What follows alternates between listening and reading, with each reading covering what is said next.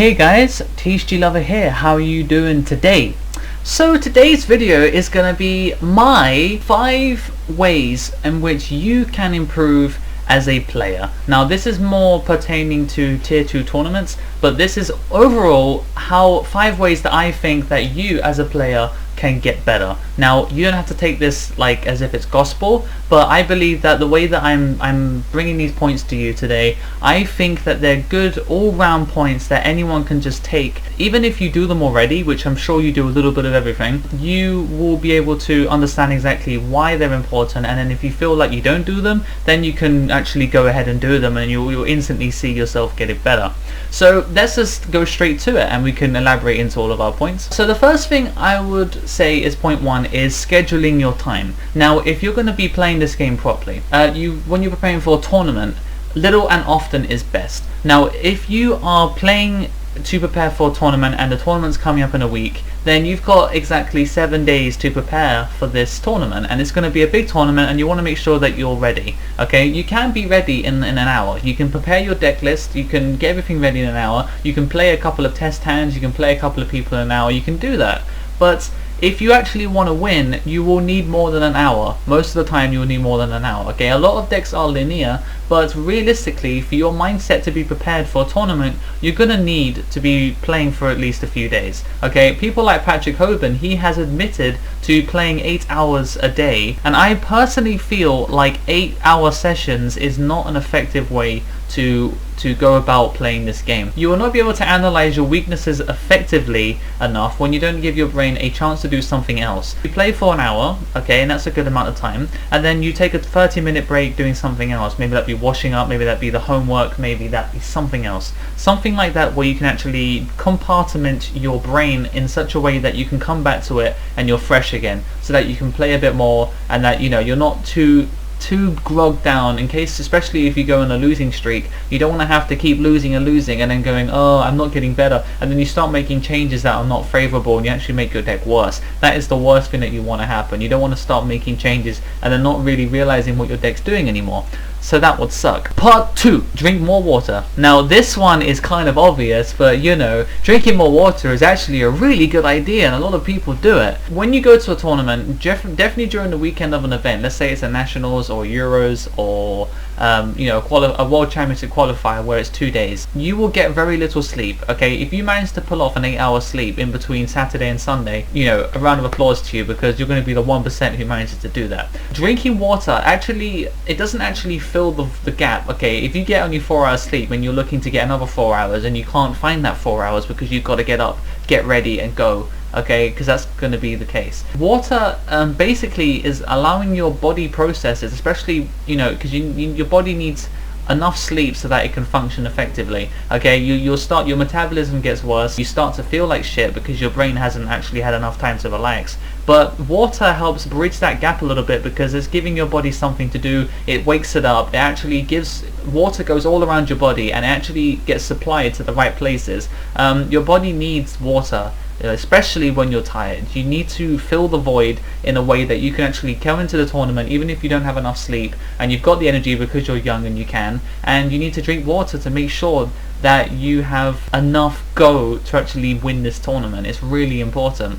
Number 3, Resleeving. Now this isn't about hygiene, okay? This isn't about, oh, I have white sleeves and they're getting dirty, I need to change it. It's not about hygiene, it's not about appearance, it's not about how you look when you have a brand new sleeves. It's not about the fact that the sleeves fall off each other if you hold it like this and you re-sleeve, this goes.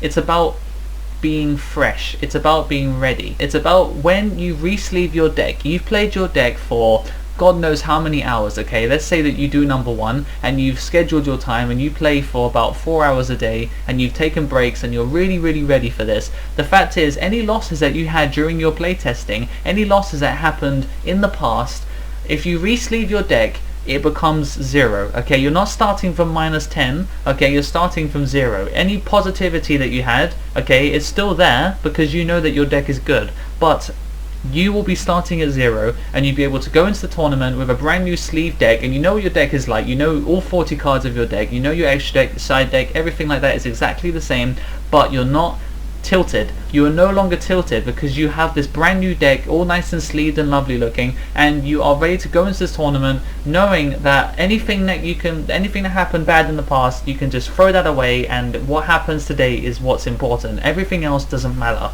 Okay, if you're going to win a tournament, you can't bring back negative, depressing thoughts from the past about previous times that you've lost. Just forget about it, because it doesn't matter, because you re-sleeved.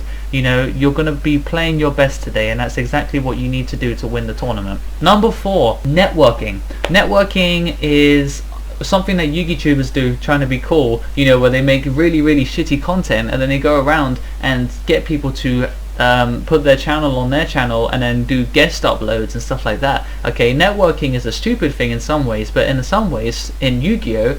Actual being a player in Yu-Gi-Oh! Networking is incredibly important. You can play on DN, okay? You can play on DN. You can be rated 1800, okay? And you can be number 2 on the list, okay? That's fantastic if you're number 2 on the list of DN players. Oh, you know. But as soon as you go to a tournament, you lose, and you go, why did I lose? And it's like, because you didn't actually cater to the social, physical side of the game. You actually need to filter out the people that you know are good in your friends list, you know, or your list of friends on Facebook or whatever who actually play the game, and then you actually go, I want to practice with these people because I want to be good. I actually want to be playing. You can't play against bad people as practice, because then you're practicing how to lose. It makes sense, doesn't it? You just go to a locals and you play against some guy and he plays 6 samurais because he has a structure deck, and you keep playing him and your deck keeps doing really well and you keep beating him. You're not actually teaching yourself how to be good, you're just teaching yourself how to be a bad player. So you go into a tournament, round 1 you get up against Cleefort, you go up against Necros, and then you get completely raped. And there's nothing you can do about it, because you didn't actually practice properly. You know, you didn't actually network and actually find out, you know, sit down with people in the locals who are actually good, and you play against them and make them beat you, make them play their best, you know, because you want to be playing against people who are better than you. And that is what networking is all about. The best players in this game, the ones who do the most, who do the best, cater to their the physical side of Yu-Gi-Oh! The actual going out into a room with a whole bunch of sweaty people who don't spray deodorant, and then you beat them, and you have to be the best person in that room, because you need to play against the best people. Otherwise you will not be prepared enough for a tier 2 event and you will lose. Ultimately, from this point, the best people who play this game network, okay? Always make sure you can distinguish between the good people on your list and the bad people, and you play against the best people, and you discuss card interactions, you discuss rulings, you discuss judging interaction, blah blah blah, tournament policy. You discuss it with the best people you know, so that you are not going to be going into the tournament not knowing stuff. Even though they don't get anything out of it, you do. And it's just like in the real life where you need to find a job or something. Networking is incredibly important. And it comes down to the 5th point. Now this is going to be about re-sleeving, this is going to be about drinking more water, this is going to be about networking, this is going to be about scheduling, this is going to be about everything that matters in your life. When you become older, you need to discipline. Number 5 is discipline.